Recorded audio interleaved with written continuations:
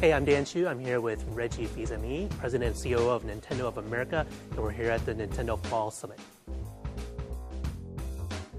So, Reggie, today you announced the DSi, and it's not coming out till 2009. Does it kill you to have to announce it so early here in North America just because of Japan? Not at all. It's critically important in our Japanese home market that we announce and launch the new DSi. That's because they've reached such a huge level of penetration that this is a great way to keep driving momentum in their market. Here in the United States, actually all through the Americas, we continue to have great momentum on DS Lite.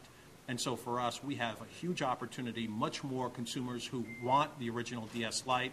And so for us, it will be a fantastic opportunity in our next fiscal.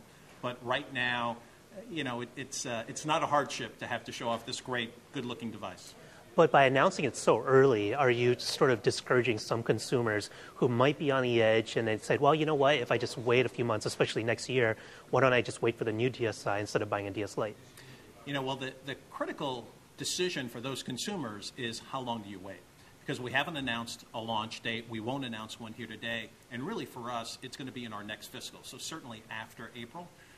That's a long time to wait for a consumer who will be bypassing new titles like Chrono Trigger and the new Pokemon title. So we think actually that most consumers are going to opt to jump into DS now, enjoy all of the great games, and then at some future point upgrade to the DSi. Okay, are you worried about the market getting splintered because some of the games available on the DSi shop are only going to be working on the DSi, so now you have developers worrying about two different platforms within the DS? Is that a concern? It really isn't.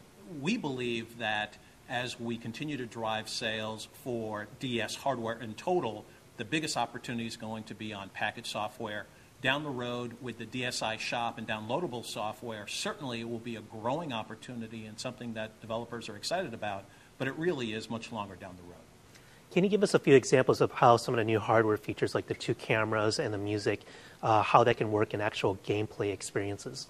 Well, I'm not a game developer, so what I can share are just my own thoughts and ideas, but there are built-in software elements that, for example, can compare your facial features to mine. So what I can imagine is gameplay that involves me taking pictures of friends, comparing them to my own facial recognition, building that into software in new and unique ways. There really is a plethora of things that could be done. There's graffiti options where you can create activity. We're already seeing that done, for example, on Grand Theft Auto, where you're able to create your own tattoos for characters. You'll be able to do that with this, but even one step further in terms of taking pictures and potentially incorporating it into gameplay.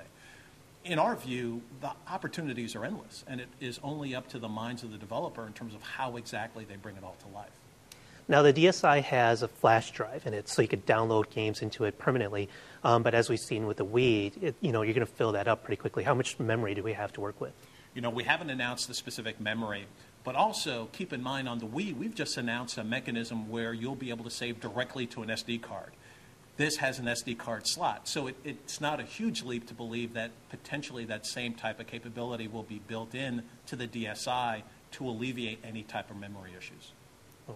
Now, is part of your strategy with the DS, as we saw with the original DS to DS Lite, is part of it to bring out a more attractive package and you get the hardcore gamers to upgrade to the new ones and they pass along their old machines to a more casual gamer in their family household to kind of increase your market share?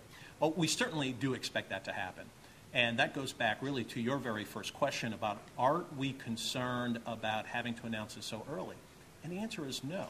And that's because we do expect the earliest adopters to be the core consumer who already has a DS Lite.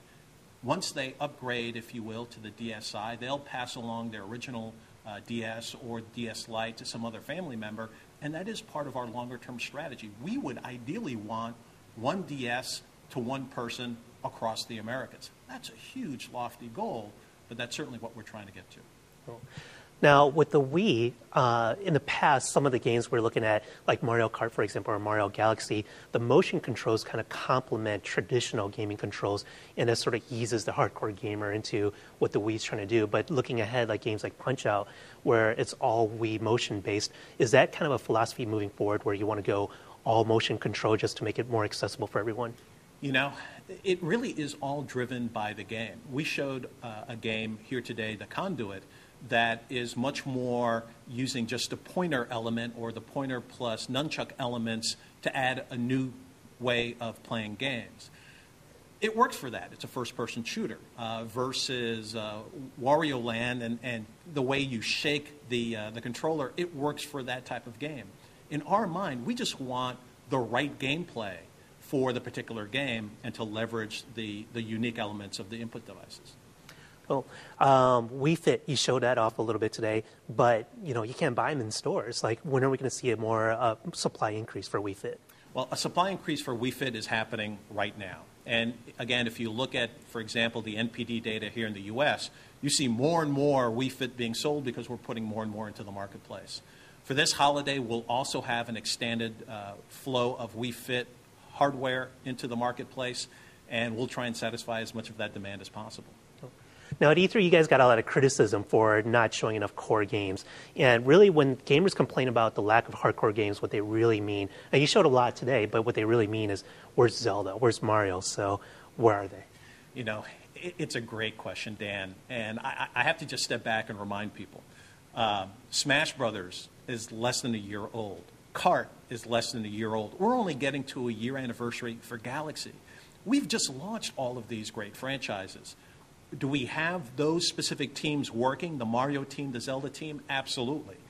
You got to give us a little bit of time to create these games. They will be coming. I'm not going to spoil the surprise of when, but those games are all coming. Maybe we'll hear more about them next E3?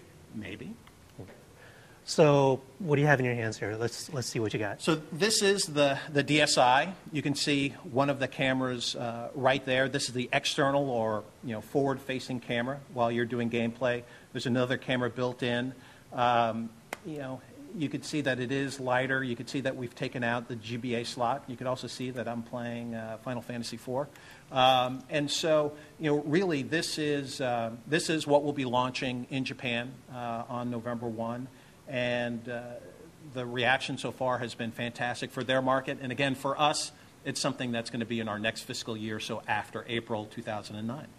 Now, aesthetically, it's not as big of a jump from DS Lite to this than the original DS was to the DS Lite. Was that sort of intentional? Did you wanted to make sure it looked the same as the DS Lite? It wasn't so much making sure it looked the same as DS Lite, but what we wanted to do was make sure that we leveraged all of the learnings that we've had and what makes a great portable device. Obviously the clamshell protects the multiple screens. What we have done is we've made the screens larger. We're able to do that in adjusting the button layout and some of the other elements. We wanted to make it thinner just to increase the portability. So we've continued to leverage our learnings from DS Lite, but we think we've got a pretty sweet design overall. Oh. Now, during the press conference, when you were talking about the DSi, you almost sound like you were making excuses for the camera and the music player. You sort of said, well, hey, it's not going to be the best camera on the market. It's not going to be the best music player on the market. Are you sort of preparing us for, like, maybe it's not the highest quality or highest resolution camera or the best sound quality that you're going to get out of a music player? What we're preparing you for is the key difference for the DSi. And the key difference is, how do you use visuals as entertainment? How do you use sound as entertainment? That's a very different approach than wanting to take the prettiest picture.